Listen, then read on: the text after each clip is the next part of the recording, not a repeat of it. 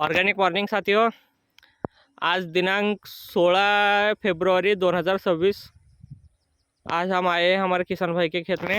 नाव काय आहे आपलं? माझा रंगराव संतराम, मुस्तापुरे, गाव गाव हुलसूर, तालुका हुलसूर, जिल्हा बिदर. जिल्हा बिदर. हे आपण गव्हाला तुम्हाला मल्टीप्लायर दिलतो, ह्याचा यूज कसं कसं केलं आहे?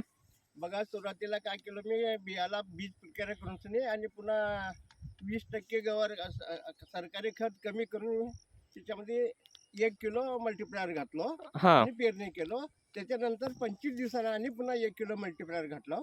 त्यामुळे इतका फुटवा आला, किती उंच आलं बघा तुम्ही. हे मला तर हे मल्टीप्लायर इतकं मस्त वाटलं, काही विचार नाही.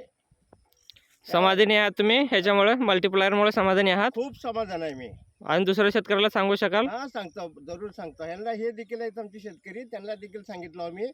गेल्या वर्षी देखील मी असंच काढलं होतं, ते जबरदस्त उत्पन्न आलं. यंदा देखील बघा किती उंच आलाय का. आणि मलाच परेशान होलंय, फुटवा तर इतका जास्त आहे, काही विचार नाही. इतका फुटवा आहे, काही विचार नाही. याच्या तोरंब्या किती जास्त आहेत बघा.